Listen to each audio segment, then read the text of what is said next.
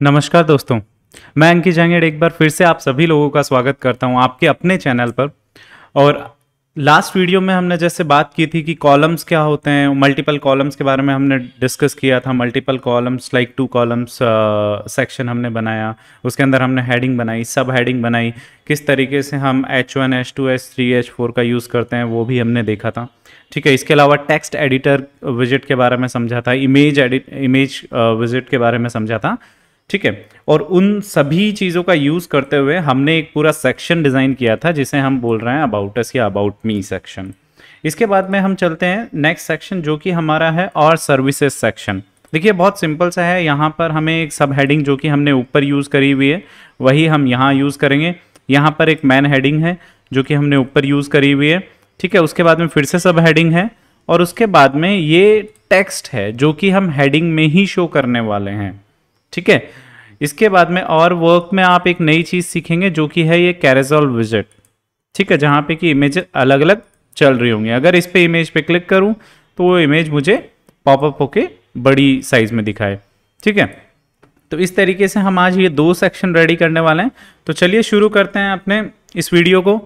और यदि आप लोग नए हैं इस वीडियो पे या इस चैनल पे तो प्लीज़ सब्सक्राइब करें और शेयर कीजिए इस वीडियो को, कमेंट कीजिए अगर कोई भी आपको सजेशन लगता है। तो चलिए आज का वीडियो शुरू करते हैं।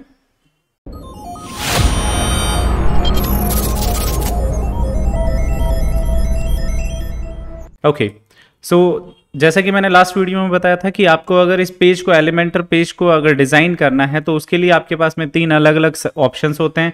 पहला ऑप्शन होता है डैशबोर्ड पे जाके पेजेस में जाके एडिट विद एलिमेंटर भी कर सकते हैं, बट वो तभी शो होगा जब आप फर्स्ट टाइम एडिट कर रहे हो, सेकंड टाइम एडिट कर रहे होंगे या आगे थर्ड टाइम।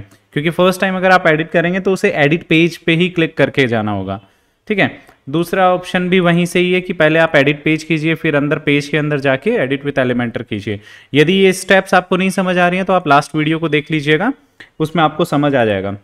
ठीक है, थर्ड जो ऑप्शन होता है जो कि बहुत ही सिंपल है वो है आपका पेज पे ही चले जाइए। जो फ्रंट पेज है व्यू, उसके अंदर ऊपर टॉप बार में आपके पास में एडिट विद एलिमेंटर का बटन आएगा, लेकिन ये तभी आएगा जब आप लॉग्ड इन हैं। ठीक है, तो अभी हम इसे ओपन कर लेते हैं एडिट विद एलिमेंटर करके।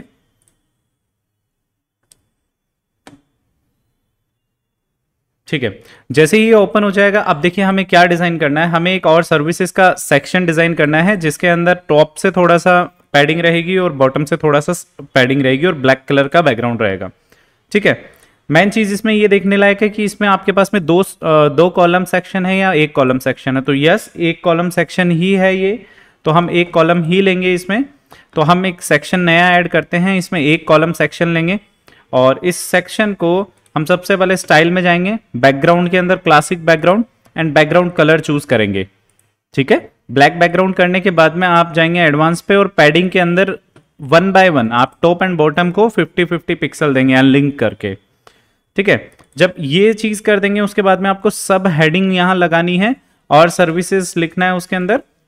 उसके लिए मेरे पास में सब हेडिंग ऑलरेडी क्रिएटेड है, मैं इसे कॉपी करूंगा, मैं इसे पेस्ट कर देता हूं। ठीक है, आप विजिट्स को कॉपी एंड पेस्ट कर सकते हैं, यहाँ कोई प्रॉब्लम नहीं आएगी। इसके बाद में आपके पास में ये लिखा हुआ है tell me what you need to learn, ये वाली चीज़ हम कॉपी कर लेते हैं क्योंकि हमने ये ऑलरेडी यहाँ पर बनाई हुई है। ठीक है, इसे पेस्ट करते हैं। ओके, तो यहाँ पर हम ये पेस्ट करेंगे। इसके बाद में जो लिसन है, जो हाईलाइटेड है, वो हम इस कोड में पेस्ट करेंगे। अगर ये कोड नहीं समझ आ रहा है तो लास्ट वीडियो में मैंने इस कोड को लिखने का तरीका बताया था, फिर से एक बार बता देता हूँ। देखिए थोड़ी सी एक बार फ़ॉन्ट साइज बड़ी कर देता हूँ मैं। ठीक है, अभी आप देखिएगा कोड लिखने का तरीका। एक स्पैन हम ओपन करेंगे, इसके अंदर स्टाइल, डबल कोट्स में हम लिखेंगे कलर और कॉलन साइन लगाने के बाद में यहाँ पे कलर कोड आएगा। फॉर एग्जांपल अपने केस में कलर कोड क्या है, ये वाला है। ठीक है, सेमी कॉलन और डबल कोट्स के बाद में स्पैन बंद। यहाँ पे आपका टेक्स्ट आएगा जो भी आपको लिखना है और यहाँ स्पैन बंद कर देंगे आप। तो ये एक बेसिक सा कोड है। यहाँ पे आपका कलर का कोड लिखना है हमेशा, यहाँ पे आपका टेक्स्ट आएगा। ठीक है, तो इससे आप अलग अलग एक ही विजिट के अंदर आप अलग अलग कलर्स यूज कर सकते हैं जैसे मैंने कर रखे हैं। ठीक है, इसके बाद में आई एम एन एक्सपर्ट ये करके, तो इसके लिए भी मैं सब हेडिंग यूज करूंगा और इसमें पेस्ट कर दूंगा। अब ये वाली जो चीज़ है इसके लिए देखिए हम आप चाहें तो आप एक हेडिंग भी यूज़ कर सकते हैं। फॉर एग्जांपल अगर मुझे इसी को यूज़ करना है, मैं इसी को यूज़ कर लेता हूँ, मैं ये कंप्लीटली पेस्ट कर देता हूँ। बट ये बहुत ज़्यादा बड़ा है और ये बहुत ज़्यादा छोटी है, तो हम इसकी साइज़ छोटी कर देते हैं। अभी जैसे 70 है तो इसे 40 कर देते हैं या 30 कर देते हैं फॉर एग्जाम्पल। ठीक है, अब इसकी लाइन हाइट भी हमें उसी के अकॉर्डिंग करनी पड़ेगी, एडजस्ट। ठीक है, आप देखिए ऑलमोस्ट सिमिलर है, 35 कर देते हैं इसे। ओके, ये और भी ज़्यादा छोटा है।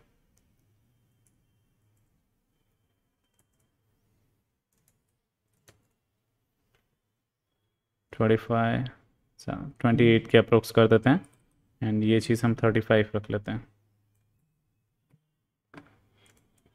इतना ओके ज़्यादा है, 40 कर देते हैं। ठीक है, इट्स मोर देन इनफ। ठीक है, सो इस तरीके से आप ये सर्विस सेक्शन डिज़ाइन करोगे।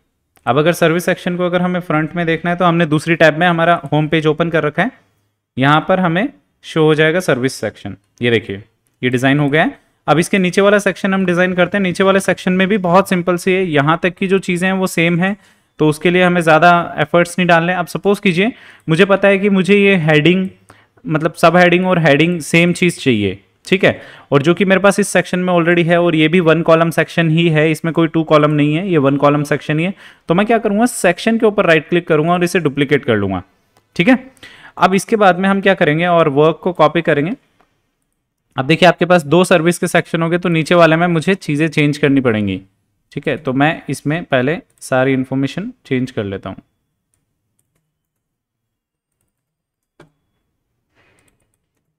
ठीक है, अब इसके बाद में ये नीचे वाली हटानी पड़ेगी हमें, क्योंकि ये हेडिंग्स हमें रिक्वायर्ड नहीं है।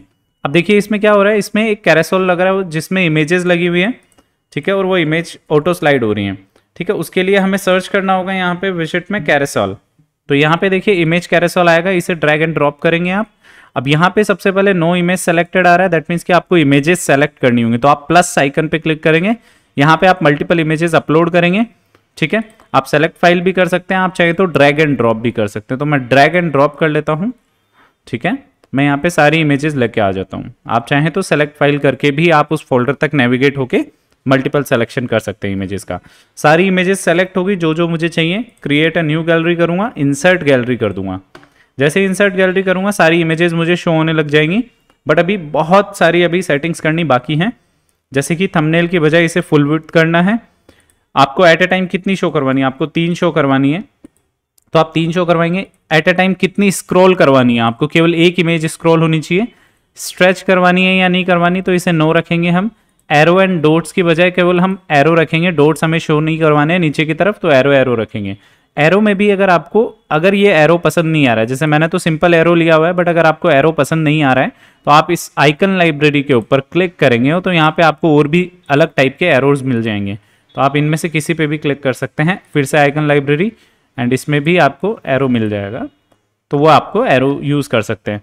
लिंक अगर करना है और आपको सपोज कीजिए जैसे मेरी वाली वेबसाइट में क्या है, मैं अगर किसी भी इमेज पे क्लिक कर रहा हूँ तो वो पॉपअप में आपको शो हो रही है, इसे बोलते हैं हम लाइट बॉक्स। तो यदि आपको वेबसाइट के अंदर लाइट बॉक्स लगाना है इन इमेजेस पे, तो आप लिंक करेंगे मीडिया फाइल से और लाइट बॉक्स को यस कर देंगे। ठीक है, आपको कैप्शन शो नहीं करना है, तो इसलिए इसको हम एज इट इज छोड़ेंगे। एडवांस ऑप्शन में चलते हैं, इसमें देखते हैं क्या है। लेजी लोड का मतलब यह है अगर हम इसे इनेबल करते हैं तो वेबसाइट पे लोड कम पड़ेगा, और जब वेबसाइट पूरी तरह से लोड हो जाएगी उसके बाद में बैकएंड में धीरे धीरे इमेजेस लोड होना स्टार्ट होंगी, तो आपको वेबसाइट जल्दी से ओपन हो जाएगी। तो लेजी लोड को आप इनेबल कर सकते हैं, कोई प्रॉब्लम नहीं है।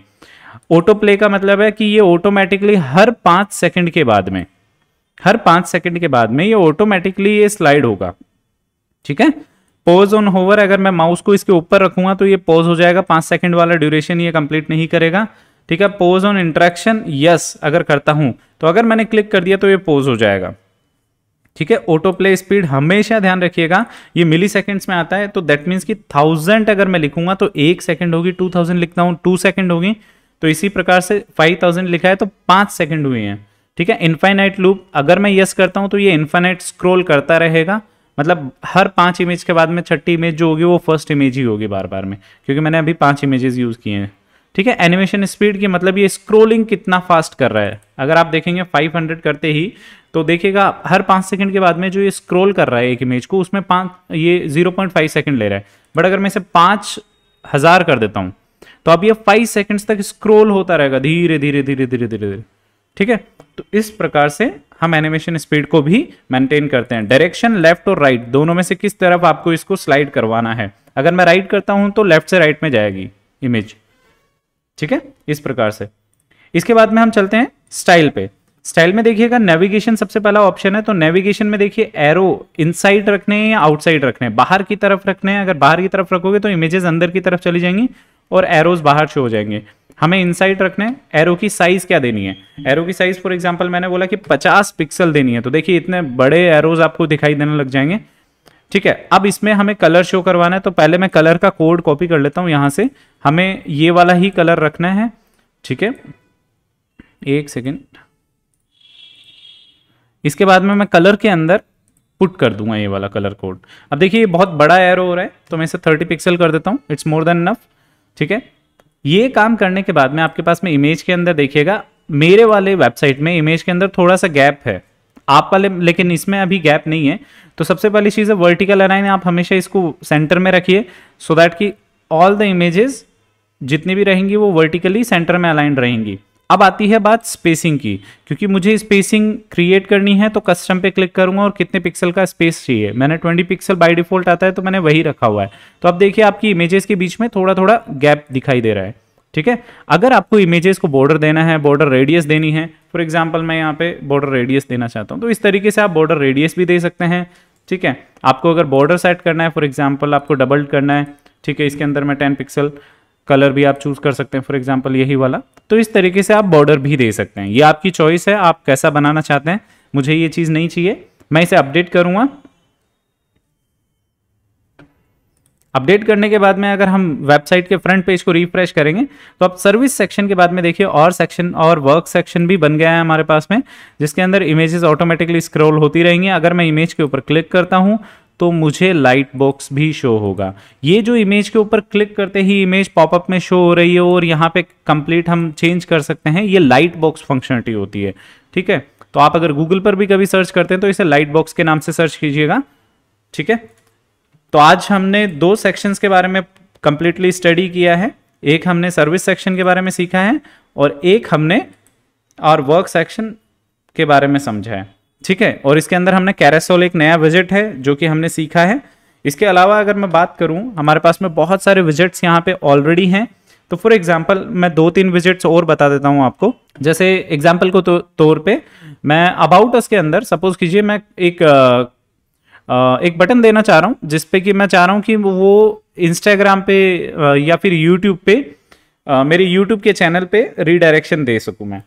तो उसके लिए देखिए यहाँ पे एक बटन टैब है, बटन का एक विजेट है, इसे मैं ड्रैग एंड ड्रॉप करूंगा। अब समझिएगा, अब मैं यहाँ पे लिखता हूं गो टू यूट्यूब। ठीक है, जैसे मैंने ये लिखा, अब मैं यहाँ पे यूट्यूब का लिंक लगा देता हूं।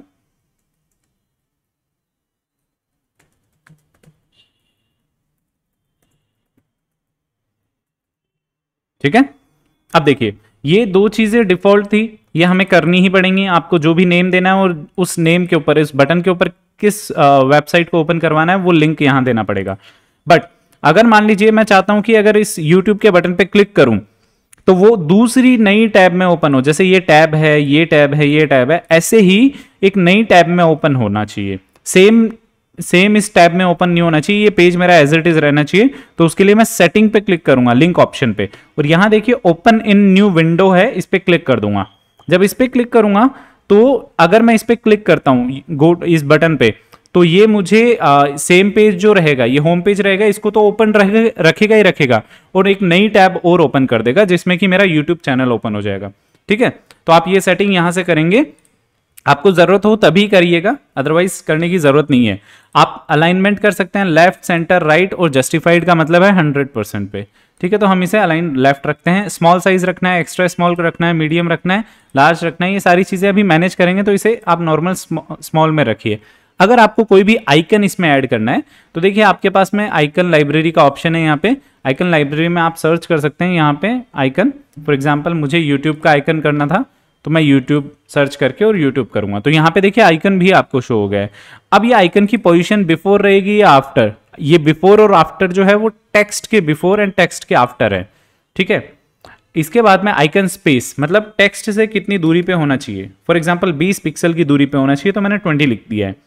इस वाले कंटेंट वाले सेक्शन में हम इतनी ही सेटिंग करेंगे। उसके बाद में हम स्टाइल पे चलते हैं। अब मुझे एक्चुअल में डिज़ाइन करना है कि कैसा दिखाना है इसको, तो फॉर एग्जांपल मैं इसका कलर कॉपी कर लेता हूँ जो ये है। अब मैं स्टाइल पे जाऊंगा। सबसे पहली चीज़ है टाइपोग्राफी। टाइपोग्राफी में आप सेट कर सकते हैं कि आपको कैसी फ़ॉन्ट फैमिली चाहिए, कैसा क्या चाहिए, तो मैं पॉपिंस कर देता हूँ इसे। फॉर एग्जांपल मैंने इसको 14 पिक्सल दिया, ठीक है, मीडियम के बजाय नॉर्मल दे देता हूँ, ठीक है, बस इतना काफ़ी है। इसके अलावा आपको टेक्स्ट शेडो देनी है तो आपकी चॉइस है, मुझे ज़रूरत नहीं है, ठीक है। इसके अलावा टेक्स्ट का कलर है, टेक्स्ट का कलर मैं इसका वाइट ही रखूँगा, ठीक है। इसके बाद में मैं इसका बैकग्राउंड कलर, देखिए क्लासिक है, क्लासिक पे मैंने क्लिक किया और यहाँ पे बैकग्राउंड कलर दे देता हूँ इसका, ठीक है।